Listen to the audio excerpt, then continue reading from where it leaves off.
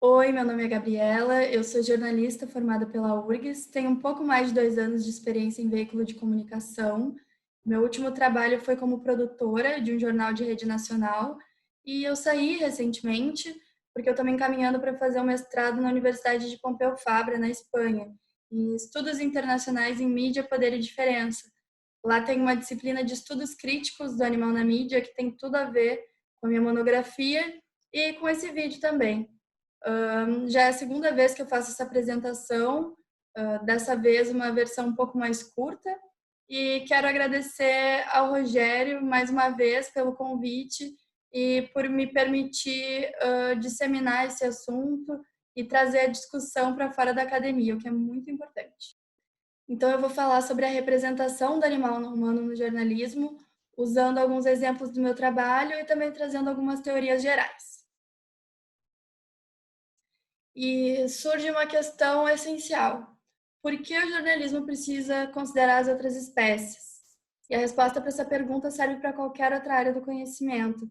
Às vezes a gente responde de uma forma bastante emocional, mas é importante a gente ter em mente algumas teorias para poder embasar essas explicações. E o primeiro documento que eu gostaria de destacar é a Declaração de Cambridge sobre a Consciência, assinado em 2012 por vários cientistas renomados, incluindo Stephen Hawking. Eles dizem que os seres humanos não são os únicos animais a ter os substratos neurológicos geradores de consciência. Então, isso inclui todos os outros mamíferos, aves, peixes e até alguns outros animais, como polvos, por exemplo.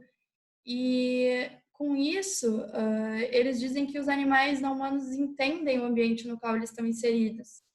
Então, eles são sujeitos de interesses. E com isso, a gente chega na teoria do Peter Singer, que é dos anos 70. Ali, o 2010 é o ano da edição do livro. E eles, sendo sujeitos de interesse, eles têm interesse em não sentir dor, em ter liberdade, em manifestar o comportamento natural. E esses interesses precisam ser considerados. Então, nós, seres humanos, temos que incluir moralmente a consideração dos interesses desses outros animais. As outras espécies, de fato, não são consumidoras da mídia. Eles não assistem TV, não escutam rádio, não leem jornal, mas são afetados pelos valores culturais apresentados.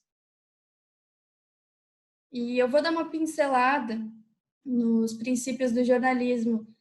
Sei que o público desse vídeo vai ser mais voltado para os direitos dos animais, então, para ficar mais adequado, vou dar só uma pincelada. E o jornalismo, como a gente conhece hoje, ele surge no momento de libertação, de Revolução Francesa, Americana, contra o poder concentrado, contra as monarquias absolutistas, e ele se coloca do lado da população, trazendo informações de qualidade para que as pessoas possam conhecer o mundo ao redor delas e assim tomarem decisões todos os dias. E isso tem muito a ver com os valores da democracia. O jornalismo também, ele acaba se colocando como vigilante, como quarto poder perante, hoje em dia, o executivo, o legislativo e o judiciário. Ele tem essa posição social de fiscalizar. E ele acaba tendo muita credibilidade por parte da população. E por mais que se defenda a imparcialidade, não existe. O jornalismo tem realmente essa posição muito nobre, mas a imparcialidade não existe. Na prática, sempre tem valores culturais colocados em algum discurso.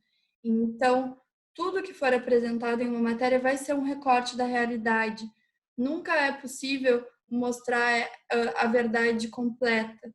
Acaba sendo sempre uma escolha no momento de abordar um assunto. Além disso, os valores culturais, as vivências do repórter sempre vão ser colocadas naquele texto. E não é só o repórter, né? Geralmente, o mesmo material jornalístico passa por várias mãos: produtor, repórter, editor, e no caso da televisão vai ter editor de imagem, editor de texto, editor-chefe.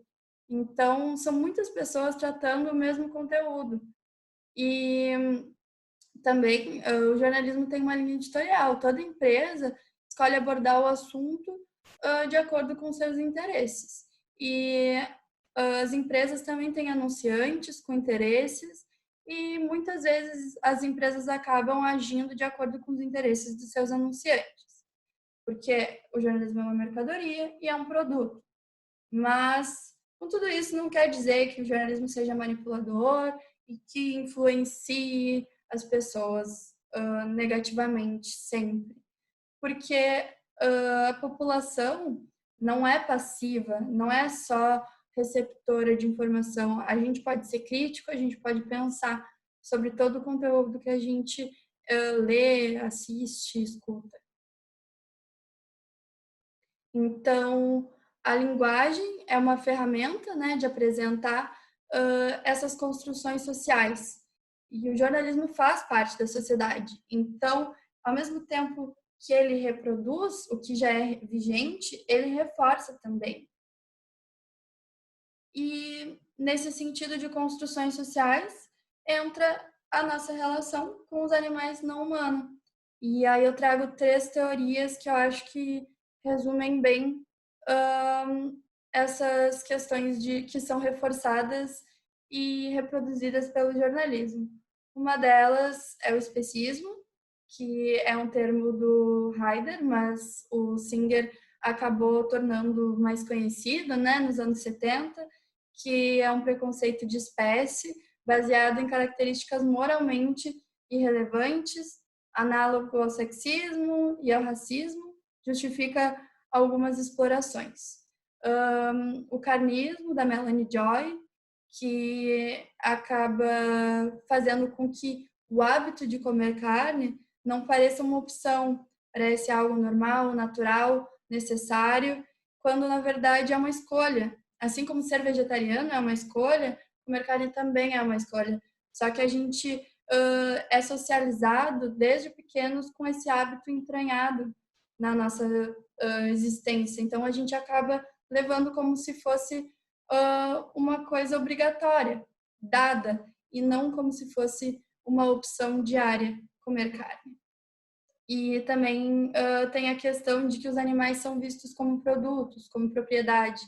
E o Francione fala muito sobre isso. Então, a gente acaba explorando porque eles são considerados coisas.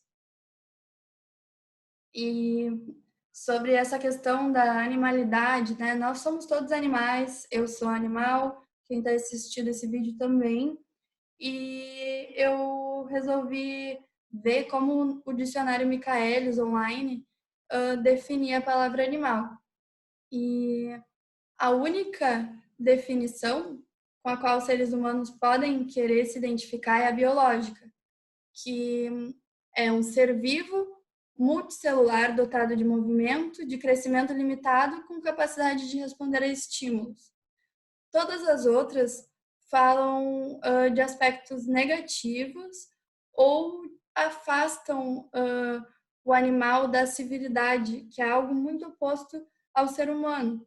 Então, ser animal é destituído de razão, irracional, insensível, cruel, grosseiro, ignorante, cavalar, a natureza animal, animalidade.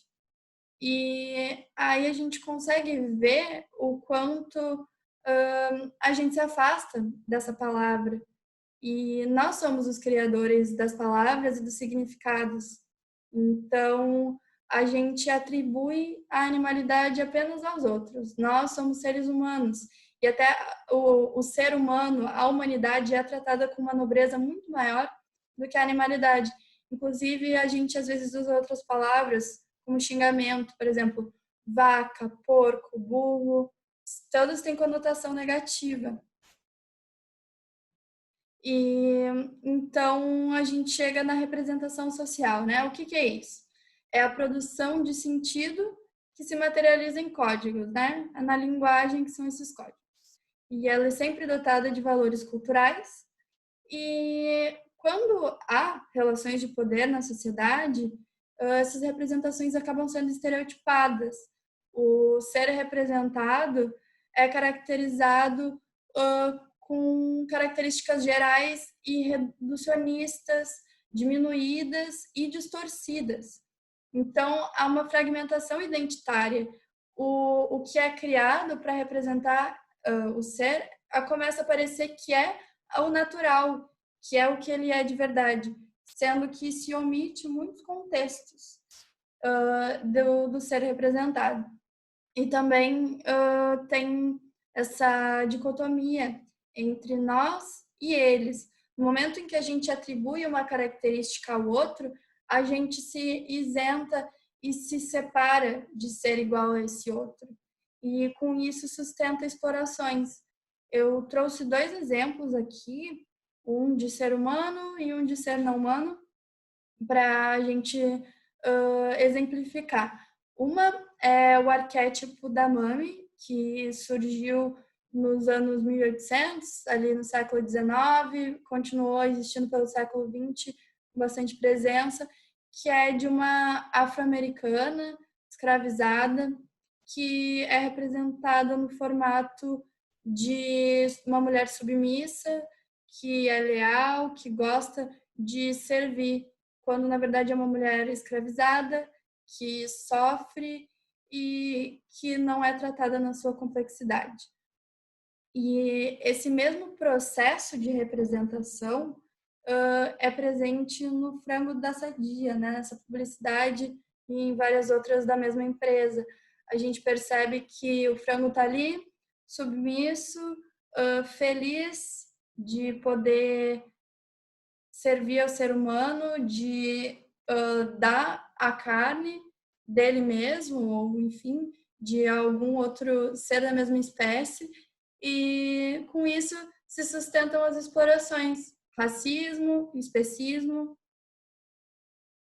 E aí eu chego no meu trabalho, né, que é a representação do animal não humano no Jornal Nacional especificamente, que é um jornal de rede nacional, muito importante. Eu analisei um mês inteiro para ter uma representatividade desse jornal, para a gente conseguir ter uma amostra mais relevante. Assisti todas as edições no Globoplay, fiz uma análise de conteúdo, né, que é a metodologia, observei todas as referências ao animal não humano, palavras, sons, imagens, e escrevi, decupei, entendi os núcleos de sentido, criei tabelas e assim consegui categorizar e tirar algumas inferências. Eu não vou falar sobre o trabalho inteiro aqui, mas vou trazer alguns destaques, né? As partes principais. Então, foram 27 edições do Jornal Nacional durante o mês de março de 2018 e eles foram muito presentes, estavam na maioria das edições, apenas 2 eu não consegui identificar nada que se relacionasse aos animais não humanos, mas em 21 edições eles estavam presentes por imagens ou palavras. E em outras 4 eu ainda consegui ouvir sons no fundo de um pássaro piando, uma galinha cacarejando, por exemplo. E então vou mostrar aqui um resumo das representações encontradas. A Cel, essa pastora belga do canil da Polícia Federal, estava farejando carros durante um treinamento de rotina em Três Lagoas, a 300 quilômetros de Campo Grande. E cães bravos vigiam o local. Falo do povoado Coroa de São Remígio, na cidade de Buriti dos Lopes, Piauí. E como por encanto, o cenário se enche de vida. É o primeiro ano em que os bois Garoto e Bem-Feito puxam o arado comandados pelo seu Aloísio.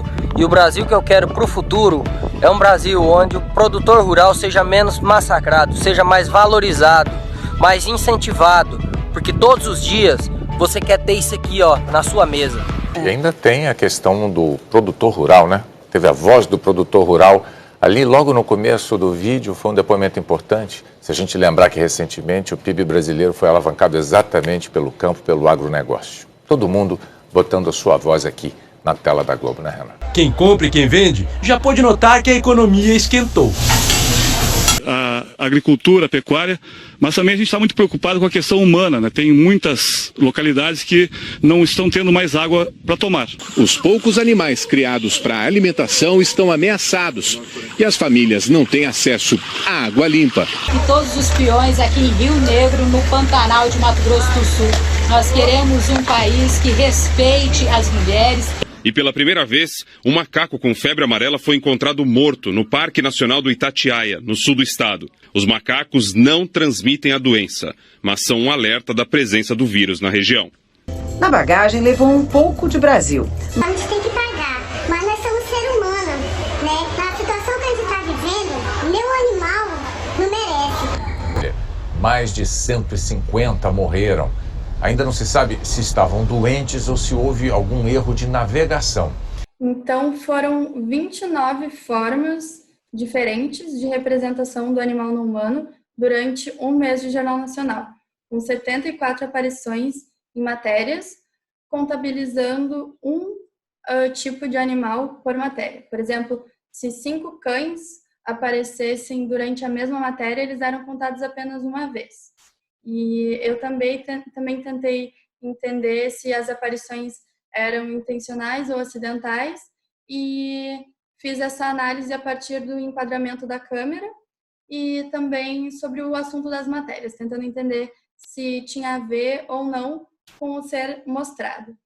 Então, os cães foram os que mais apareceram, 16 vezes, só que 11 foram acidentais. Os bois, touros e vacas apareceram bastante, 10 vezes, os cavalos foram 8 vezes, sendo 5 intencionais, e o restante apareceu 3 vezes, sendo galinhas e pássaros com uma vez acidental cada um. E eu acabei fazendo uma análise, né, dos que apareceram a partir de 3 vezes, por isso que os outros não estão aqui. Então, os cães foram vistos principalmente de 4 formas. Uma foi de acordo com os estereótipos de raça, por exemplo, os cães de segurança, brabos, e isso mostra uma instrumentalização desses seres, né, que são utilizados para finalidades humanas.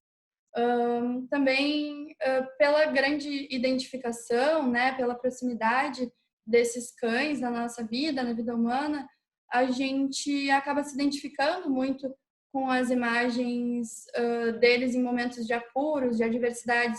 Então, eu percebi que houve uma captação sensorial nas imagens de um cão atravessando a rua, um cão nadando numa enchente. Tem esse apelo de dramaticidade, né? Que televisão é imagem. Então, essas situações acabaram sendo bastante apelativas, né? Só que, apesar de mostrar um pouco da dificuldade deles, os assuntos eram geralmente assuntos humanos, então não se tinha uma profundidade maior sobre o sofrimento daqueles indivíduos em cada situação. E eles foram mostrados também em representação de representação, que foi como eu chamei, que é uma representação do Jornal Nacional, por exemplo, mostrando um filme, mostrando a obra da Tarsila do Amaral, como nesse caso.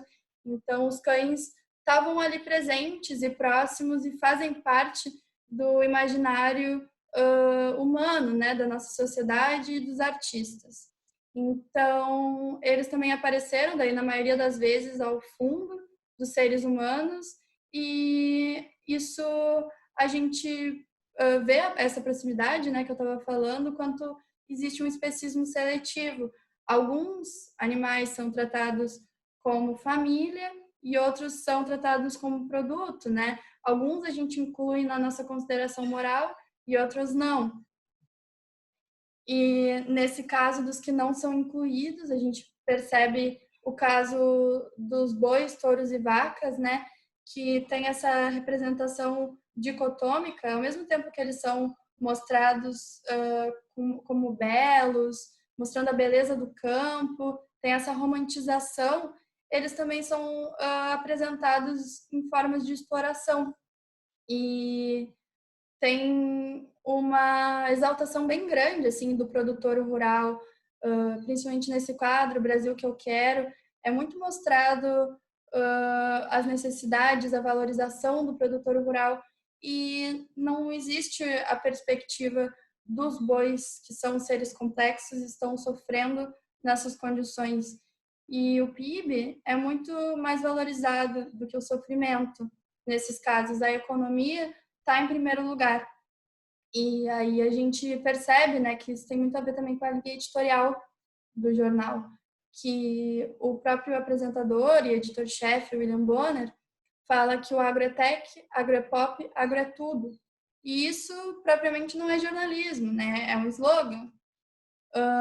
E outra forma interessante foram as representações de representações, e aí eu destaco uma matéria sobre o filme do Ferdinando, que estava falando sobre o Carlos Saldanha, diretor brasileiro. E ele é um filme, né, que muita gente deve conhecer, sobre um touro que não queria saber de touradas. E é só isso que a matéria fala em relação aos animais não humanos. Eles não falam, não aprofundam que até tem uma cena de abatedouro e sobre as condições desses animais, sobre a nossa relação com esses animais. Não tem um questionamento que poderia ser aberto a partir dessa matéria. Eles focam totalmente na vida do Carlos Saldanha, e eles colocam uma fala, né, provavelmente por escolha de edição, em que ele diz que o filme fala sobre ser quem você é, que é uma mensagem de paz. Então, fica complicado, né? A gente não consegue ver a voz dos animais não humanos, nem nesse caso, que é um filme sobre eles. E o sistema permanece intocado sempre que a mídia apresenta os dogmas do carnismo como um fato, e não como ponto de vista que realmente é. E os defensores do carnismo como portadores da verdade objetiva, em vez de criadores de mitos tendenciosos, como é o caso, por exemplo, desse produtor rural, que é um defensor do carnismo. Então, a gente entra na representação da carne, que eu não distingui por espécie, até porque acaba sendo mostrada como outra coisa totalmente diferente, né? E também é difícil de saber se vem do boi, se vem do frango, se vem do porco. E para a representação da carne, eu aplico totalmente a teoria do referente ausente, da Carol Adams, que publicou o livro Política Sexual da Carne. E ela faz essa relação entre as intersecções de opressões, né? E no caso da carne, ela fala que tem um retalhamento literal, né, físico, o boi vira realmente um pedaço, e conceitual, porque a gente esquece o indivíduo original e dissolve o significado em outra hierarquia. Deixa de ser um boi, um ser complexo, de sentimentos, de interesses, e vira um pedaço de carne, delicioso, suculento, ganha outros significados. E aí a gente consegue fazer uma separação emocional e intelectual do que é aquele alimento. E aí, trazendo um pouco da intersecção, né, analisando as representações das mulheres e dos animais, no caso da carne, eu acho interessante de comparar com as propagandas de cerveja. Já foram discutidas por muito tempo e até já mudaram bastante devido a isso. Mas tem um processo de objetalização, fragmentação e consumo. Tanto a mulher vira um objeto, quanto o animal vira um objeto, é tratado como um objeto, e assim eles são fragmentados. O animal é mostrado como um pedaço de carne, a mulher é mostrada pelos seios, pelas coxas, e assim são consumidos, explorados. Então, aí no caso das galinhas, né? Elas também aparecem 3 vezes, o que é pouco, tendo em conta que são os animais que mais morrem em contexto de pecuária. Em 2018, foram 5,69 bilhões, o que é um número muito grande de indivíduos, né, apenas no Brasil. e eles foram mostrados apenas em situações de subsistência de populações quilombolas, indígenas, que é bastante afastado da realidade, né? Porque um pouco diferente dos bois, eles são muito mais criados em situações intensivas, em regimes intensivos, confinados em gaiolas, e é uma situação muito mais feia de se mostrar, talvez por isso também. Então a gente percebe aí uma ocultação, né, dessas cenas de violência.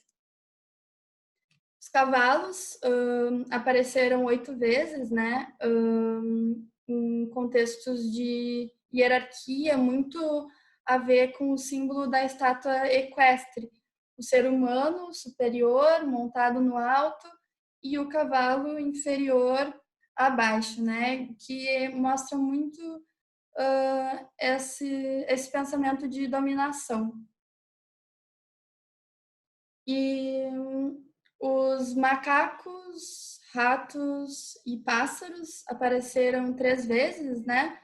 E todos eles foram mostrados no sentido de representar a identidade nacional, mostrar um pedaço do Rio de Janeiro, de uma praia. E o Jornal Nacional busca isso, né? Busca mostrar um pedacinho de cada pedaço do Brasil. E não seria ruim se isso acontecesse e eles também fossem mostrados como os indivíduos complexos que são. O problema é que eles geralmente são mostrados para representar questões humanas. Além disso, os macacos apareceram em contextos de matérias de febre amarela, reiterando que eles não transmitem a doença, só que de uma forma também instrumentalizadas, porque a repórter dizia que o macaco era um sinal de que o vírus estava por perto da população. Então, não importa se o macaco sofre com a febre amarela, se ele morre com a febre amarela, não importa a vida e o bem-estar dele. Importa que ele é um sinal para os humanos saberem que o vírus está chegando. E o rato também ele foi mostrado dentro do estereótipo de ser asqueroso, nojento, quando ele estava no presídio, que realmente é uma condição péssima para as detentas, mas não foi questionado por que eles chegaram até ali. Simplesmente foi uma forma de reforçar esse estereótipo. Então, sobre aquela questão da identidade nacional, eu trouxe uma frase, porque eu acho isso algo bem interessante de se pensar. A intenção não é dizer algo em particular sobre uma espécie, mas usar entendimentos comuns, mesmo representações estereotipadas, para dizer algo sobre nós. E aí a gente percebe, por exemplo, a águia dos Estados Unidos e outras representações que dizem algo sobre países, sobre instituições, sobre sentimentos, mas a gente diz muito pouco sobre os indivíduos e o que eles sentem e o que eles passam. Então, eu tentei analisar, além da carne, né, que é um bicho morto, é um animal morto, quais outras representações de corpos de animais mortos eu iria encontrar. Aí eu encontrei um alce num filme, uma onça pintada numa estrada, o crânio desse bugio e as baleias ali embaixo. E eu fiquei me questionando, né, que os seres humanos nunca são mostrados assim, a não ser que seja um jornal sensacionalista. E então a gente já percebe uns valores diferentes, né, no momento de mostrar os outros animais mortos, mas animais não humanos a gente não mostra, é de se questionar. Mas o principal nisso tudo é que a gente não vê o corpo de um boi morto ou um corpo de uma galinha morta, que são os animais mais próximos da gente. A gente só vê os corpos mortos do que estão distantes, que a gente não tem muito o que fazer. E aí eu trago essa frase da Melanie Joy, né? A gente percebe uma invisibilidade da indústria da carne, porque se houvesse uma demanda por um aumento de bem-estar, poderia ser uma barreira para o lucro. E aí a gente volta nessa questão dos interesses, né? Eu considero que em nenhuma matéria os interesses dos animais não humanos foram considerados. Eles têm interesses em habitat, território, comida, água, segurança, expressão do comportamento natural e ausência de dor. Então, nas matérias em que essas questões forem comprometidas, eles devem ter alguma representação. Eles teriam interesse em 50% das representações. Eles poderiam ter sido considerados com uma maior subjetividade. Então, a partir do que eu estudei, eu entendo que as questões humanas, principalmente econômicas, prevalecem na representação dos animais não humanos. Percebo também que poderia ter uma diversidade maior de perspectivas, poderiam ter sido ouvidos ativistas, veterinários, outras fontes, e o objetivo não é tornar o público consciente da relação interespécie, questionar como que essa relação se dá, e assim a gente afasta a possibilidade de um debate para incluir os animais não humanos na nossa consideração moral. E assim sustenta a exploração, não questionando o sistema, e ao reforçar as justificativas para as pessoas comerem carne. Então, eu trago algumas diretrizes para o jornalismo presentes no site Animals and Media, que podem ser utilizadas tanto para jornalistas, mas também para a gente fazer uma leitura mais crítica como espectador. Então, é importante considerar os animais não humanos em todas as histórias que os afetem. Guerras, crimes, saúde, ciência, alimentação, política, estilo de vida, todas podem afetar os animais não humanos, assim como nos afetam. Então, como fontes, a gente pode tentar ouvir pessoas que não tenham interesses econômicos por trás, como biólogos, etólogos, defensores dos direitos animais. E as imagens podem ser muito poderosas para mostrar um pouco mais sobre as subjetividades do outro, né? Para criar essa empatia. Então, a gente pode mostrar manifestações básicas, como alegria, curiosidade, medo, tristeza, raiva, ansiedade, afeto, tédio, diversão. Assim, a gente pode ver que são seres complexos como nós, que eles têm uma infinidade de sentimentos, assim como nós. E as situações de sofrimento precisam ser mostradas com narrativas questionadoras, para a gente não banalizar e aceitar que é assim mesmo e que as coisas não podem mudar. E os não humanos livres e independentes devem ser mostrados em suas configurações sociais para reverter a visão de mundo que os define, como se eles servissem para a gente, para as nossas finalidades. Mas não, eles são independentes e eles têm suas finalidades próprias, suas vidas próprias. E as interações com seres humanos também podem ser muito benéficas, como modelo para laços interespécie. E a questão da linguagem é mais complicada. Eu não sei se eu conseguia acertar durante toda essa apresentação, e é importante tentar, principalmente em contextos mais formais, mas evitar a linguagem que desvalorize os animais não humanos. Por exemplo, chamando eles de outros animais, animais não humanos, caso a gente queira se excluir da referência. Porque se eu falo os animais de forma geral, eu me incluo nisso. Então, usar esses outros termos. E também a gente pode usar características mais precisas, categorias mais precisas, como chamar de ave, mamífero, peixe, espécie em perigo, espécie marinha, e fugir de termos criados pela indústria. Gado pode virar boi, vitela pode virar bezerro, frutos do mar pode virar animais marinhos, e utilizar termos ativos que revelem o controle humano. Animais criados para alimento, ratos utilizados para pesquisa. Não são animais de produção, eles não nasceram para produção, eles não nasceram para ser cobaias. Eles são ratos utilizados para pesquisa, são animais criados para alimento. Nós que conferimos essa condição a eles.